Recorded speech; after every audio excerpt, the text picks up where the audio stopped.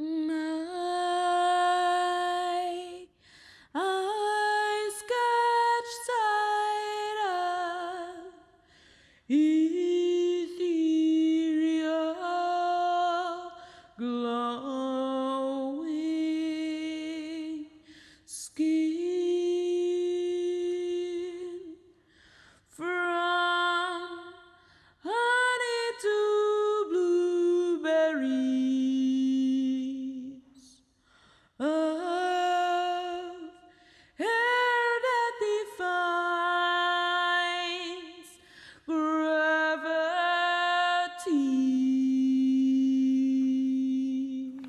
Dann dauert es auch ein bisschen länger, wenn sie vorne stehen und reden. Oder halt echt jede Person alleine. Ich glaube, jede Person alleine und mit dem Text. Wirklich performativ. Okay. Gut, das heißt jede Person alleine, wir sind... Oh Gott, aber ich will... Das heißt ich auch. Du auch. Das Konzept habe ich eingereicht, ausgehend von jetzt wieder aktuellen Debatte zum Kopftuchverbot. Und ich habe mir eigentlich die ganze Zeit die Frage gestellt, wieso wir es nicht hinbekommen, eine breite Solidarität irgendwie zu haben. Ich kenne viele Personen, die gegen Kopftuchzwang sind, viele, die gegen Zwangsentschleierung sind. Aber irgendwie gibt es doch immer wieder Fronten auch, wo man nicht zusammenkommt. Und das war mir irgendwie unverständlich und nicht klar, weil ich mir denke, gerade also Frauen sowieso, aber auch andere Personen, die sich anders identifizieren, sind immer wieder davon betroffen, dass fremde Menschen über ihre Körper entscheiden wollen oder ihnen vorschreiben wollen, was sie wie zu tragen haben oder auch nicht. Davon ausgehend habe ich eigentlich ein Konzept erarbeitet, wo es mir darum ging, einen Austausch zu schaffen, zu dem einfach Personen eingeladen waren, die sich als Frauen, non-binary, Trans-Frauen identifizieren. Und ja, jede Person im Endeffekt, die da war, hatte Erfahrung zum Thema Körperpolitiken, Fremdbestimmung über den Körper. Ich suche mir immer ganz bewusst die Personen aus, die dann meine Kleidung tragen und präsentieren, weil es mir einfach darum geht, ein Statement gegen das zu setzen, was halt sonst so Mainstream ist. Und gerade in der Mode ist es einfach ein weißes Schönheitsideal nach wie vor, auch wenn dann irgendwie noch teilweise so alibimäßig jetzt ein bisschen Diversity immer reingestreut wird, aber im Grunde die Körper, die dort präsentiert werden, die Personen quasi sind trotzdem 80-90% weiß, 1,70 Minimum und tragen Kleidergröße 32. Das ist schon mal ein Riesenaspekt, der mir am Herzen lag, einfach andere Dinge sichtbar zu machen. Es geht mir nicht um irgendwie Mode, die nicht tragbar ist, sondern alltägliche Kleidung, die aber Statements halt setzt.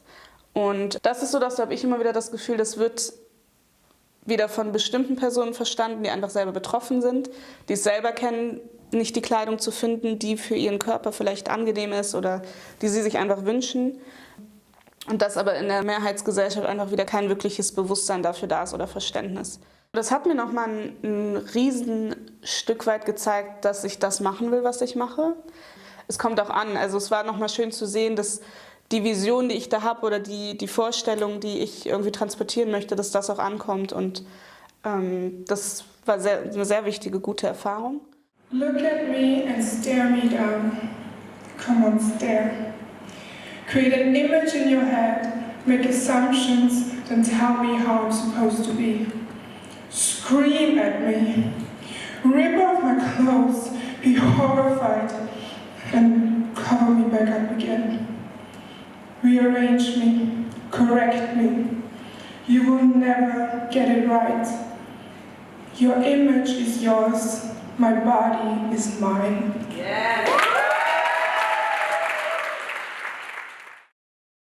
Also die Kulturszene, wenn man jetzt nur mal die Menschen nimmt, die ist divers. Sie bildet sich aber nicht ab in den Strukturen und sie bildet sich auch nicht ab in den Institutionen. Das heißt, wir haben hier einen Gap, der gewachsen ist und daher ist Kulturgemma ein so wichtiges Projekt, weil es darum geht, hier wirklich Institutionen durch einen beständigen Dialog auch überhaupt zu einem Bewusstsein zu bringen, wie wenig divers hier noch gearbeitet wird, wie wenig sich oft in Hierarchien sich widerspiegelt, diese ganze Vielfalt von Künstlerinnen und Künstlern, die wir in dieser Stadt haben. Und auch, wie notwendig es ist, auch ein Bild der Gesellschaft auch wirklich abzubilden, das heißt auch ein Publikum zu erreichen, das vielleicht noch nicht den Weg gefunden hat oder für die es zu wenig Angebote gibt. Also da ist unglaublich viel zu tun. Die Frage des Raumes, ja? Also Räume, die den Kunstschaffenden zur Verfügung stellen, die Geld wert sind, ja? Dass wir daran arbeiten, mehr Räume, die günstig und leistbar sind, auch für künstlerische Arbeiten zur Verfügung zu stellen. Auch das ist ein Thema. Und natürlich auch die Anwesenheit und Präsenz von Kultur jenseits der innerstädtischen Bezirke, auch in den äußeren Bezirken sozusagen hier klar zu machen, das ist nicht eine Frage einer vermeintlichen, ich bin jetzt flapsig, aber sage ich mal, Ringstraßenkultur, ja? Sondern hier Kultur ist etwas, was sozusagen und Kunst eben, was ins Herz der Gesellschaft treffen muss und überall spürbar sein muss. Das ist aber ein hehres Ziel, auch ein nie erreichbares Ziel, aber das muss die Marschroute sein sozusagen oder die Route und die Strategie, die uns anleitet, um wirklich hier mehr und mehr spürbar zu machen, dass Kulturpolitik eben auch positiv verändern kann. Also wir sind in der Stadtbücherei am Obern-Loritzplatz und wir sind hier, weil ich den Fellowship bei kültüř Gemma gemacht habe und damals musste ich mich bewerben und einen Ort vorschlagen, an dem ich das Projekt durchführen möchte und ich habe mir die Stadtbücherei ausgesucht. Ich habe damals meine Diplomarbeit geschrieben und war total viel hier an dem Ort, also habe einfach viel Zeit hier verbracht. Also im Vergleich zu anderen Büchereien oder vor allem Bibliotheken, an denen ich sonst gearbeitet habe, ist es halt, hat man das Gefühl, so man ist so in der Stadt, die ganze Stadt ist irgendwie hier. Lodian Saldur hat diese Zeichnungen gemacht und sie sagte eigentlich, dass ihr Wissen, was sie produziert hat, auf diesen Zeichnungen basiert. Also sie hatte oft erst ein Bild im Kopf, bevor sie angefangen hat, darüber zu schreiben, darüber zu theoretisieren oder darüber Gedichte zu schreiben. Deshalb sind die Bilder ermöglichen einen ganz anderen Zugang zu ihrem Wissen, weil du quasi ein Bild siehst und eine andere Form von Verbindung schaffen kannst, eine andere Form von Verständnis schaffen kannst mit ihrem Wissen. Und da haben eigentlich diese Zeichnungen sehr gut reingepasst, weil ich fand, dass sie ein Beispiel dafür waren, wie vielfältig es Wege gibt von Wissensproduktion, die nicht immer diesem akademischen Prozess, westlichen, eurozentristischen Wissensprozess entsprechen. Judith Espinosa-Miñoso war super, dass ich sie in das Projekt einladen konnte. Zu der Zeit hat sie an dem Projekt Bodies of Knowledge in Wien teilgenommen, über die Genealogie von einem deskolonialen Feminismus in Lateinamerika. Und das ist sehr speziell, weil sozusagen die Idee vor allem hier im deutschsprachigen Raum, die Genealogie von Feminismus eine sehr weiße eurozentristische Genealogie von Feminismen ist. Und Feminismen aus Lateinamerika, aus, wie im Fall von Judith Espinosa, schwarzen Positionen, aus indigenen Positionen und vor allem die Kritik am Feminismus, an einem feministischen Projekt, vor allem im Zusammenhang mit Entwicklungspolitik, halt total wenig sichtbar gemacht wird und total wenig rezipiert wird. Und Judith Espinosa war quasi ein super Beispiel dafür, hat uns nicht ein Beispiel dafür, sondern sie ist nach Wien gekommen, um uns zu erzählen, wie eigentlich diese Genealogie von dem deskolonialen Feminismus in Lateinamerika möglich war, auf was für Kämpfen das basiert, auf wen sie sich beziehen, wer ihre Referenzen sind für eine feministische deskoloniale, nicht nur Theorie, sondern auch Aktivismus.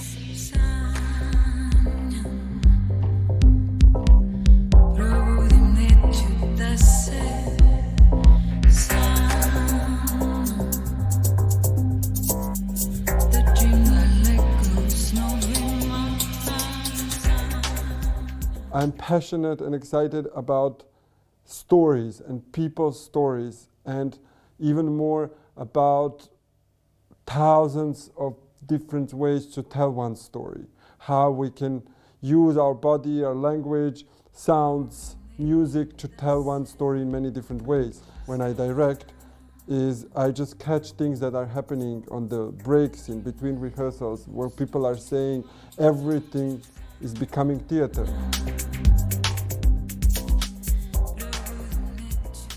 Many love stories in my city, but love is 10 years in prison. I was also performing for many years. I stopped. Actually, my kültüř gemma project was the last time when I was on the stage, and when I decided that it's time for me to move to different role. And now I'm directing, and I'm doing educations theater for community theater, which is all this relies on the idea of the theater belongs and the stage belongs to everyone. Since I came to Vienna, like most of the biggest progression, or how I would say like the majority of work that I did, or also the opportunity to reach people, that my work reached to people, was here actually. Like that's also related to getting an opportunities such as Jahre, kültüř gemma, some other funding options and projects, which actually provided me a space where I could do more in these 2 years since I live in Vienna than in last 5 back in my country where I come from. Bustiu, Annie.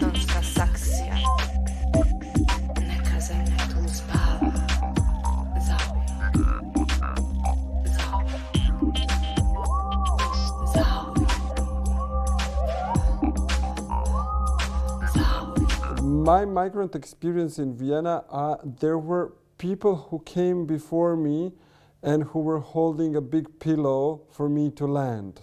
One friend of mine, when we spoke of it, and I said, "Yeah, but you did this for me," she said, "But you will do it for the other people.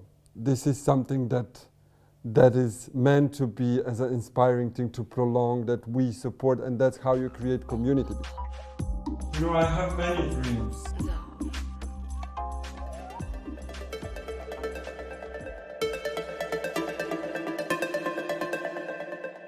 This guy was so beautiful. This guy was.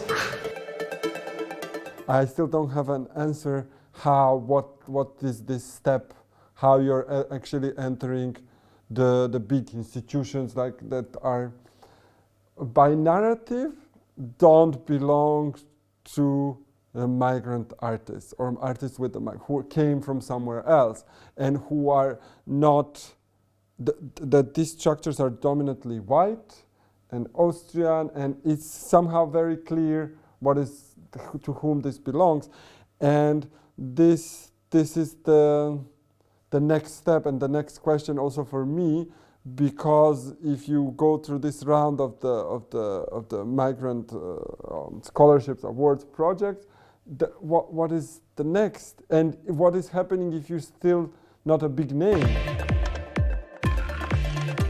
Like, really, what stays after HIV?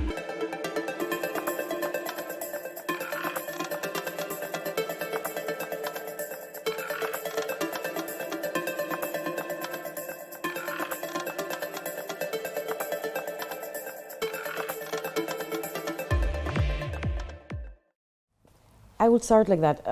In 2017, I was making a festival. It was really great, a lot of artists, amazing 3 days of art and activism and performances and lectures and beautiful things and podcasts and whatever. After the project ended, the company that hired me went bankrupt, and that was the first moment that I was approaching IG Bildende Kunst, and there I realized on the work that they're doing, and then realizing in 3-4 years that I'm working or volunteering in the IG Bildende Kunst, how a lobby is important to create change. So me as an artist, I can do a beautiful theater piece. Most of the people that are joining the theater piece are people that has similar opinion, maybe a bit shifting, and it's all important. I think it's not, I'm not taking down of any value of political art, but I saw the potentiality of creating lobby inside of the institutions here in order to kind of explain that diversity is not bringing an artist from far, far, far away land, paying them a lot of money and then sending them back to where they came from.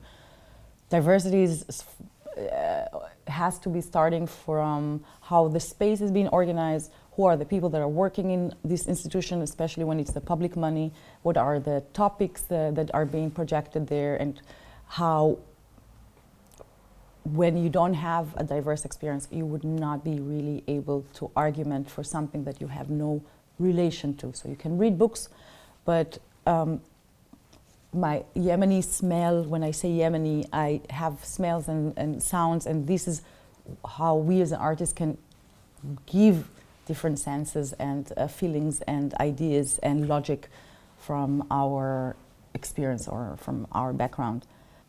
In order to really make change, there needs to be different policy that needs to be been done, and this is only in a direct communication, sitting in Beiräte, going to jury, participating in different Interessegemeinschaft, in order for the different possibilities that are existing in this space would be practiced.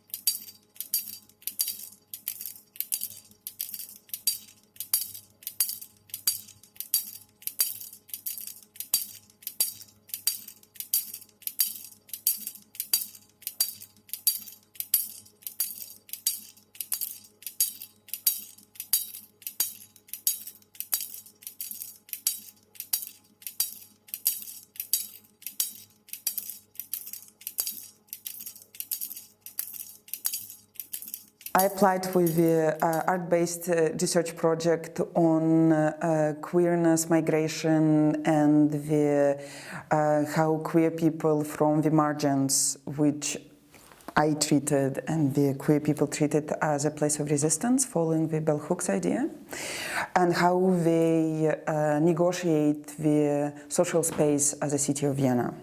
How they find themselves in this environment and how they build the connections with other queer people, with keep in touch or negotiate again the relationship with the countries of origins, because as we know that queer people leave their countries of origin under different circumstances, sometimes flying from oppression and persecution, but still the ties are very strong.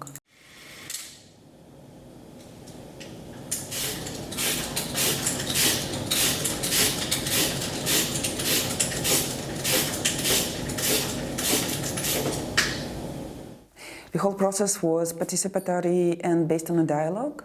So I was not interested in taking a position of a researcher who is looking and collecting the interviews. I was interested in building the relationship with the participant, who are my co-author. I made it with the train. One more? Yeah.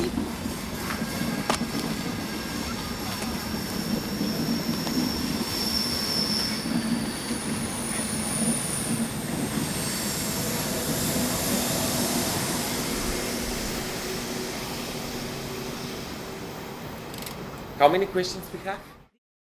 The camera and microphone were passing in between us, so I also kind of invited the question of the authoritarian camera gaze into the conversation, that we can share not only our talks and our stories, but also how we produce the images which represent our stories. So since the project was taking place in the summer, it was a perfect way to go out to some nature places, and it's actually nature and landscapes becomes important element in the film. initial plan was also to redefine the queerness outside of Anglo-Saxonian model and view on queerness as a queer person from post-Soviet space and a person who has experience of migration and re-immigration. I insist that there are multiplicity of a queerness and the multiplicities of way the queer lives can be lived and can be practiced, and that the queerness and subjectivities of queer people are formed under different circumstances, life condition, and ideological placements. Multiplicity of identities, agency, choices and decisions how to represent yourself, to which spaces you will willingly step in, refuse to accept an image of a victim. Sexuality is a big palette. Activism could be dangerous. You have to be thoughtful and strategic. I'm a freak. I'm a free spirit. And I don't want to spend my life with boring people.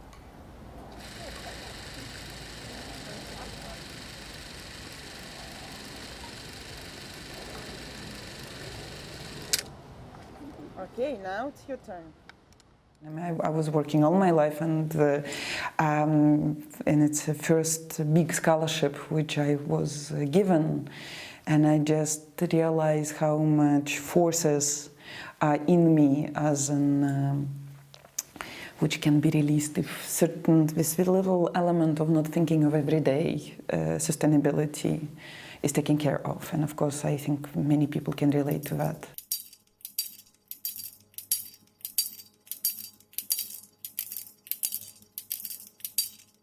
As I'm a third country citizen living here in Vienna, in Austria, I have a very limited access not only to the labor market, but also to fundings. So, for example, this was one of the few fundings that I could actually apply to, as I have a status of a student, for example. In this special situation for me, this was like maybe one of two possibilities. The second one was at the Academy of Fine Arts project funding thing, but it's like not about political work, it's about producing, like actually getting money for your material costs mostly.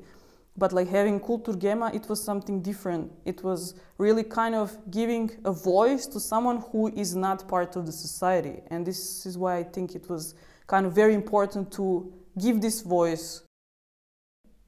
Together with Carla Bobadilla, she was already a fellow of the Kultur Gemma. We edited a small publication where we had one part was dealing with the show specifically, and the second part was my own research, which included several interviews with mostly artists who are dealing with the topic of artist work, and also some topics around the work.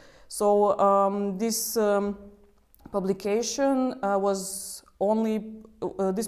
was produced in the edition of 100, and the cover were hand-made, like hand-painted or hand-cleaned paintings. This is one of my projects, which is called Putzmalerei, or cleaning paintings, which I started some time ago at the beginning of my studies at the Academy of Fine Arts, Vienna. And actually, I kind of wanted to incorporate my own dealing with kind of being a cleaning staff and doing this kind of work together with the artistic work, and also dealing with the topic of work and paying the artist, and for what exactly do you pay artists when you pay them, for which kind of work. And I made a small show which was called Kunstnah, Kunstfern, which means like close or distant to art.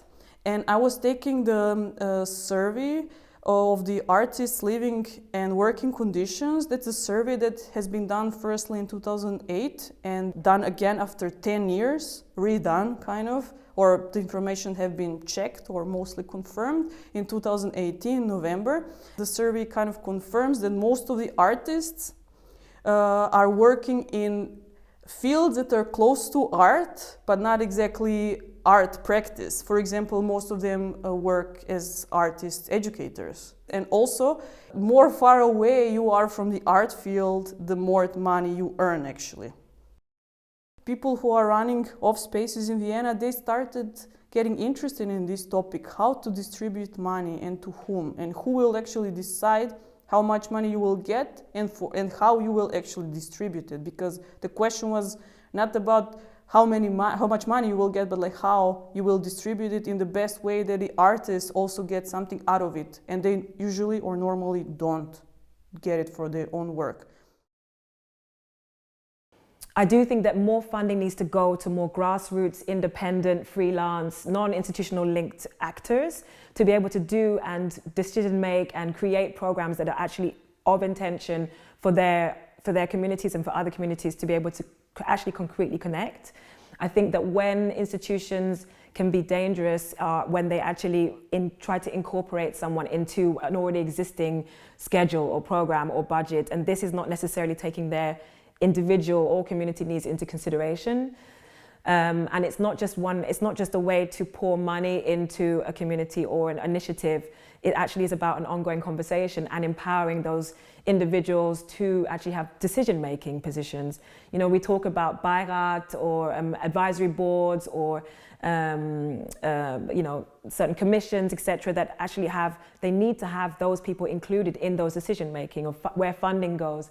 We need to have fundings that are available to apply for not only in German. There's a lot of people that speak German, obviously, that are also of migrant background or that of diverse communities, but there are also a lot of non-German speakers in this country, and we need to also have applications or fundings that support those communities too. So I think that it needs to go both ways, that it's a conversation that needs to happen from the top down and bottom up. I think that the hype to do diversity can sometimes be tokenistic, that institutions are quite quick to have a black person on the lineup or to have a panel with someone from the queer community without doing the work that it needs to support in sustainable ways those communities or those individuals, and in a way that's just for their agenda to look good. And that's the bad part of how diversity can be done. The good thing, I think, is that a lot of conversations on changing structures, and I see a lot of change the last years in terms of people in more positions of power, so decision-making positions, so curatorial, but also in structural positions and collectives like D-Arts, gemma, which are actually very visually talking and very visibly talking about those issues and are being heard finally. I think that that's a lot of progress that's been made in the last years. But I still think it has a long way to go, and Austria is quite far behind on some of these issues. For me, there's still a lot of work to be done. Kunst bedeutet für mich halt, dass ich mich in meine Welt flüchte, dass ich halt auch meine Gefühle zeige, auch was ich denke, wie ich fühle, und mir macht es auch, wie gesagt, auch Spaß in meiner Kunst, dass ich neue Charaktere erfinde, denen Persönlichkeit gebe, denen ich auch, ja, wie gesagt, Hobbys gebe, sonst was, und wo sie halt wohnen, was sie halt machen und so weiter. Also es ist alles ein bisschen Gottspiel sozusagen in einer Art und Weise für mich. Und ja, es ist auch ein Zufluchtsort für mich halt, von meinem Alltag halt. Also ich möchte es gerne zeigen den Leuten, die kein Verständnis dafür haben, die noch nicht offen sind für Homosexualität zum Beispiel. Und dass das eigentlich Alltag und Normalität ist, dass zwischen zwei Männern eine Beziehung herrscht natürlich. Und das ist so halt mein Ziel im Prinzip. Und ja, wenn ich dazu komme, wie gesagt, das weiterzubringen, ist das super. Ich finde Kultur Gemma sehr wichtig für die Gesellschaft halt, weil es gibt Leute, die nicht gefördert worden sind zum Beispiel oder halt in der Kunstakademie nicht aufgenommen worden sind oder halt ihr Talent noch nicht gefunden haben und das erst später dann. Und ja, und ich finde es wichtig, dass man es auch fördert halt. und dass man auch mehr aus sich macht halt oder halt mehr selbstbewusst auch reinbringt, egal wie weit man jetzt halt kommt. Aber halt, dass man mal erlebt, dass man auch mit der Kunst halt, dass es was Schönes ist halt in diesem Zeitraum und ja. Natürlich ist es eine Welt, die sehr exklusiv ist und das ist auch so, wo ich mich auf eine tägliche Basis frage, was mache ich eigentlich darin, wie ist es möglich, Brücken zu ziehen außerhalb von der Soziabilitäten oder von der Klassen, irgendwie so, die dann eben so das nur als Reproduktion ansiedelt. Es ist nicht so einfach zu sehen, aber zu machen, glaube ich. Wir werden auch von der Kulturpolitik nicht besonders geholfen, würde ich das jetzt sagen, aber es gibt trotzdem ein großes Potenzial, das innerhalb von einer Institution auf zwei großen Ebenen, würde ich sagen, das zu organisieren. Erstmal geht es darum natürlich, dass man ein bisschen so sein Visier oder seinen Blick erweitert, dass man sich nicht nur auf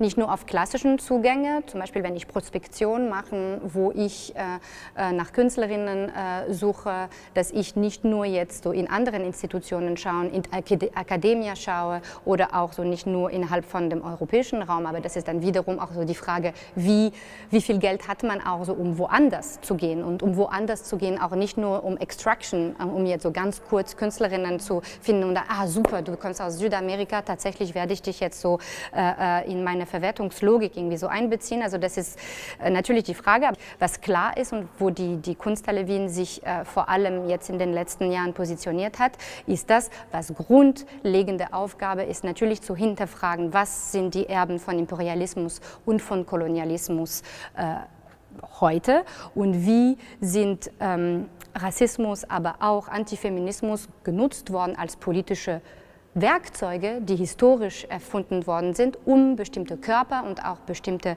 Gebiete zu unterordnen.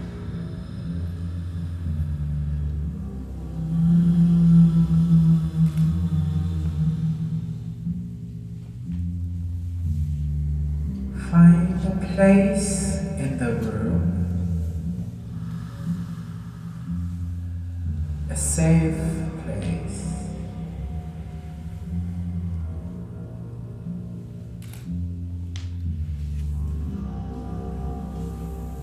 Arrive to this place.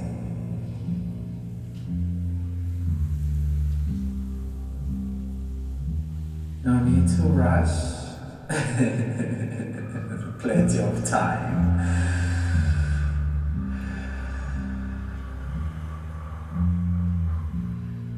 Are you ready?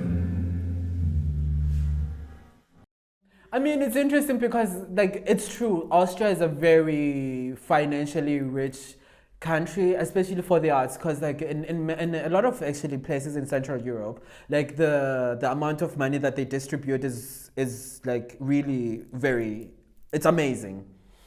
But there's also but not my big, beautiful, luscious but like only a selected few people receive it also, right? So for me, I'm like even worse. I'm like migrant, black, queer, and a freelancer. So like it's just like jobs are like can happen anytime, can happen not at all. And having this process of like 6 months, just like not even worrying on how I'm gonna make an income, this is amazing. The idea came from dealing with my like gender identity and identity politics and how I navigate myself within, you know, like Eurocentric spaces, but also my own heritage. When I do my own personal rituals also, like water is the most accessible mode that I have to connecting with home.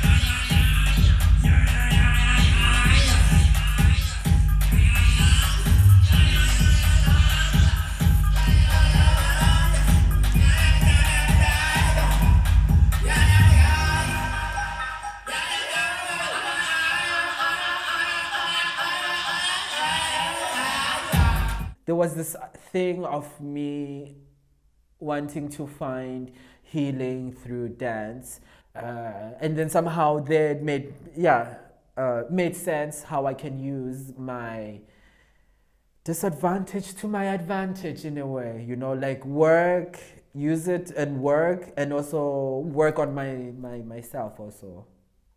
When I say myself, like healing myself. And also with my classes, also workshops that I give, also like healing is also like an important part of it.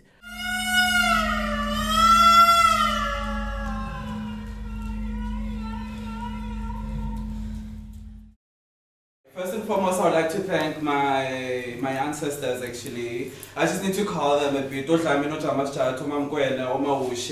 Ndiyabulela nonke dlodlo dlamini jamjathu ibanathi njengasifile apha. Bulela kakhulu kuba nikhona ndiyaniva uba nithetha nami. Enkosi. And then I would like to thank